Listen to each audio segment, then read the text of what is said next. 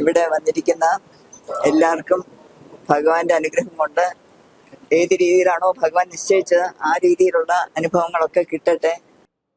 നമസ്കാരം. മലയാളി വാർത്ത ഫോക്കസിലേക്ക് സ്വാഗതം. തിരുവനന്തപുരത്തെ ഏതുവിധേനയെയും കൈക്കലാക്കാനുള്ള ശ്രമങ്ങൾ നടന്നുകൊണ്ടിരിക്കുകയാണ്. അതായത് തങ്ങളുടെ പ്രവർത്തന മികവ് ജനങ്ങൾ തിരിച്ചറിയും. BJP ഈ തവണ അധികാരത്തിലേറും. തിരുവനന്തപുരം കോർപ്പറേഷൻ വലിയ രീതിയിലുള്ള മാറ്റങ്ങൾ രാജീവ് ചന്ദ്രശേഖരന്റെ നേതൃത്വത്തിലടക്കം ഉണ്ടാകും എന്നുള്ള പ്രഖ്യാപനങ്ങൾ, അതിന്റെ പേരിൽ സജീവമായിട്ടുള്ള പ്രവർത്തനങ്ങളുമായിട്ട് BJP സ്ഥാനാർത്ഥികൾ രംഗത്തുണ്ട്. ഇന്ന് തിരുവനന്തപുരത്ത് തദ്ദേശ തെരഞ്ഞെടുപ്പുമായി ബന്ധപ്പെട്ടുള്ള പ്രചാരണത്തിന്റെ ഭാഗമായിട്ട് 5ഓളം സ്ത്രീ സ്ഥാനാർത്ഥികൾ തിരുവനന്തപുരം കവടിയാർ കൊട്ടാരത്തിനെത്തുകയും വോട്ടുമായി ബന്ധപ്പെട്ടുള്ള കാര്യങ്ങൾ ചർച്ച ചെയ്യുകയും ചെയ്തു. എന്തായാലും അതിന്റെ ദൃശ്യങ്ങളിലേക്ക്.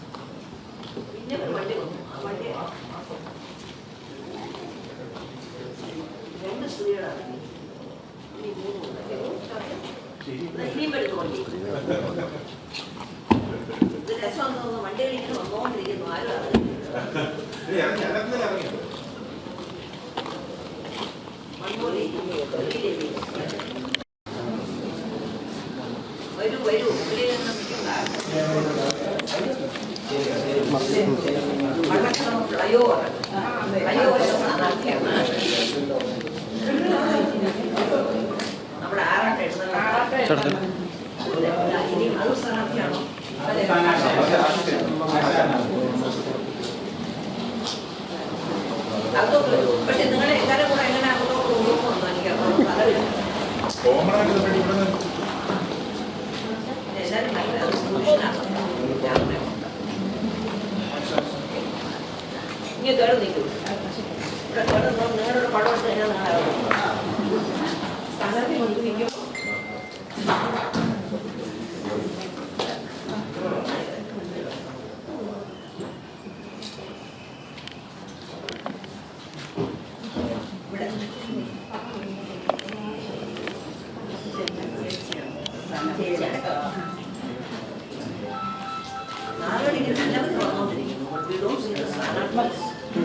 അതെ, ഇത് രണ്ടുപേരും അതെ, ഈ മൂന്നുപേരും ഇവിടെ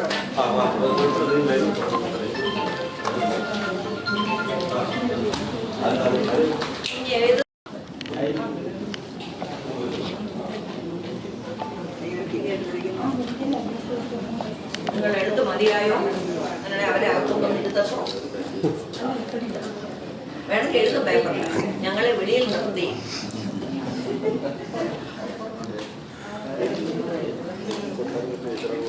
ചേച്ചി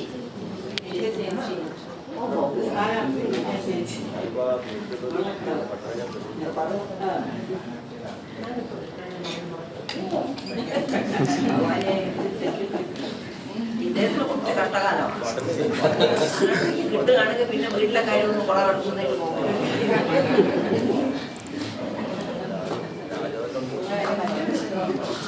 കുട്ടികള് അവരെന്ത് ചെയ്യുന്നു?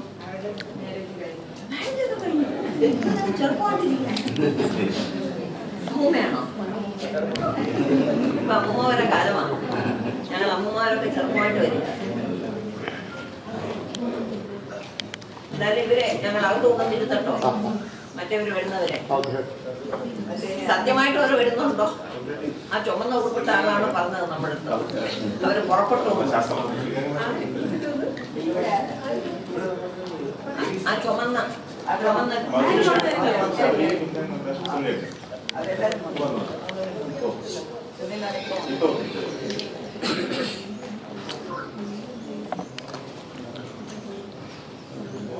വിഷമമുണ്ട് ഇവരെ ഇങ്ങനെ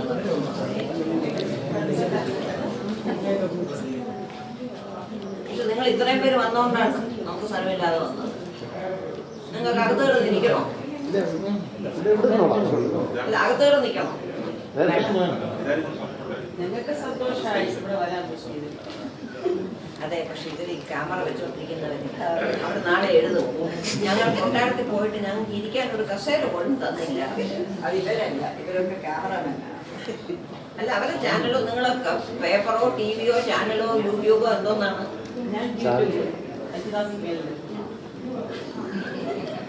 അപ്പൊ അതിൽ യൂട്യൂബിൽ വരും, നമ്മളെ കാണും. കൊട്ടാരത്തിൽ പോയിട്ട് ഞങ്ങൾക്ക് കസേര പോലും തന്നില്ല ഇരിക്കാനായിട്ട്, ഞങ്ങളെ മുറ്റത്ത് നിർത്തി. അല്ല, അവര് പറയുന്നത് എപ്പോഴും അങ്ങനെയാണല്ലോ.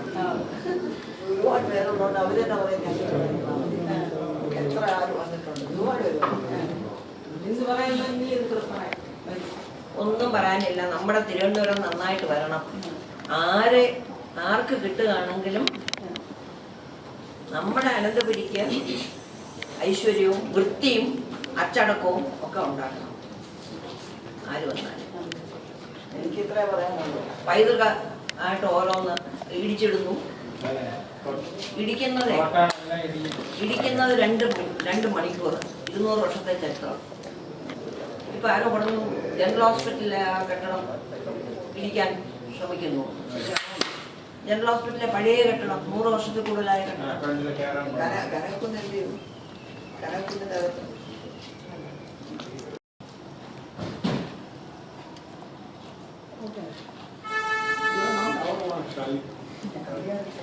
അതറിയാം.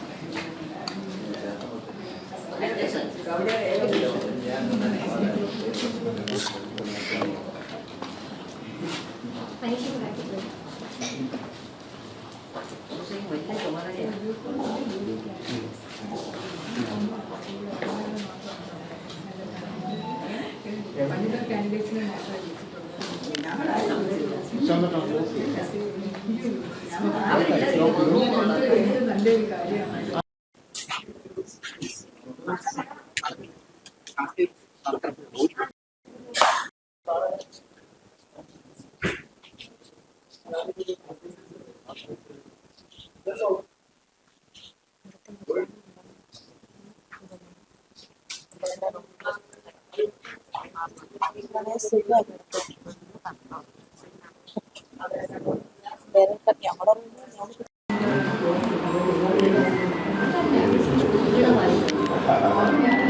സന്ധ്യയാണ്. അത് ഒരു IPS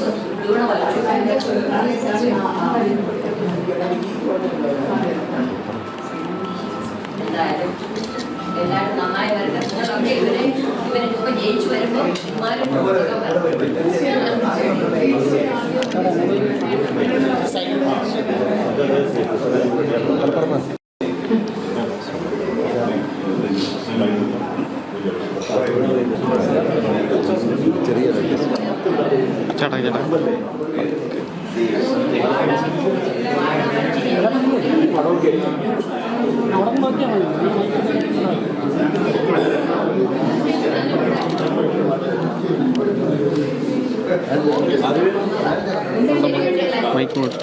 നമസ്കാരം. Have A nice day.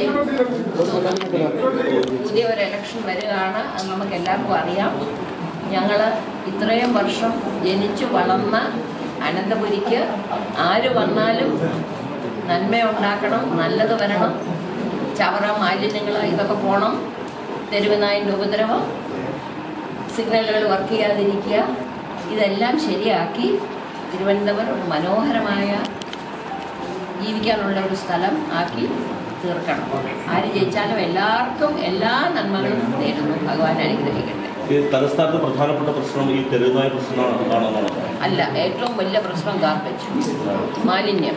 അതാണ് എൻ്റെ കാഴ്ചപ്പാടിൽ ഏറ്റവും കൂടുതൽ. മലയാളി കാലത്ത് കുളിക്കും, വൈകിട്ട് മേലിടും, 2 നേരം ഡ്രസ്സ് മാറും, നമ്മുടെ ചവറ് കൊണ്ടുവന്ന് വല്ലവൻ്റെ കോമ്പൗണ്ടിലിടും, ഇല്ലെങ്കിൽ റോഡിലെറിയും. ആ മാലിന്യം മാറ്റണം. പിന്നെ ഉള്ളു തെരുവുനായ. ഇപ്പോൾ ആരും രാത്രി നടക്കാൻ പോകുന്നില്ലല്ലോ തെരുവുനായനെ പേടിച്ചു.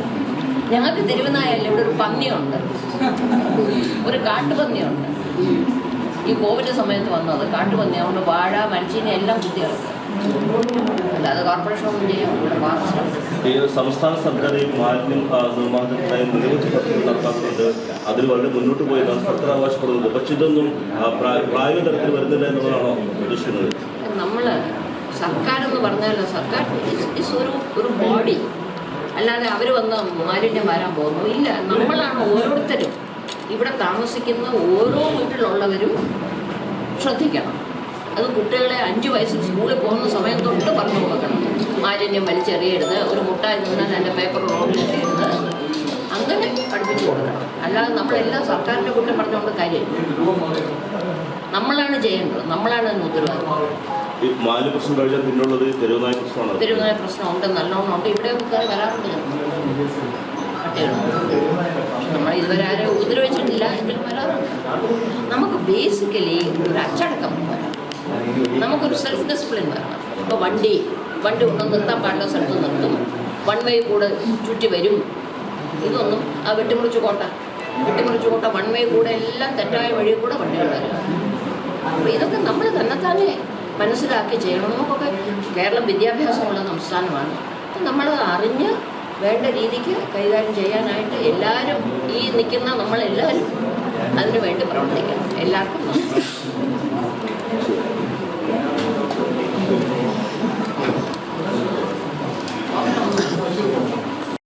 ഇപ്പൊ എന്താ ആശംസ പറയാനാ? നമ്മുടെ സ്ഥാനാർത്ഥികൾക്ക്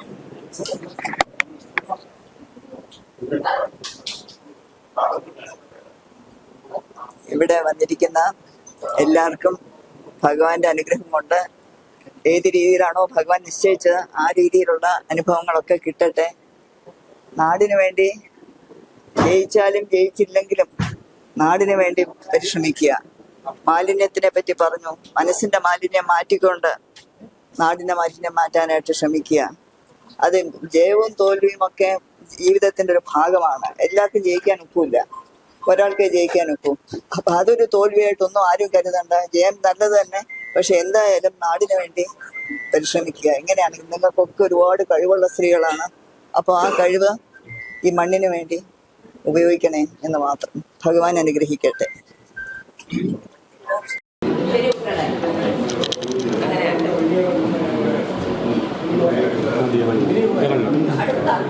അടുത്ത ഘട്ടത്തിലേക്ക് പോകൂ.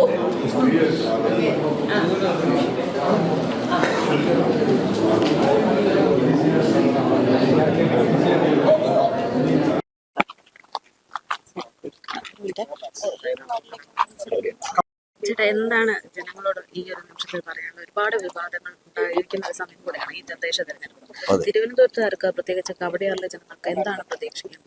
അല്ല, കവടിയാർ ജനങ്ങൾ മാത്രമല്ല, ഈ തിരുവനന്തപുരം മൊത്തം ഈ 101 വാർഡുകളിലും ജനങ്ങൾ പ്രതീക്ഷിക്കുന്ന BJPയിലാണ്.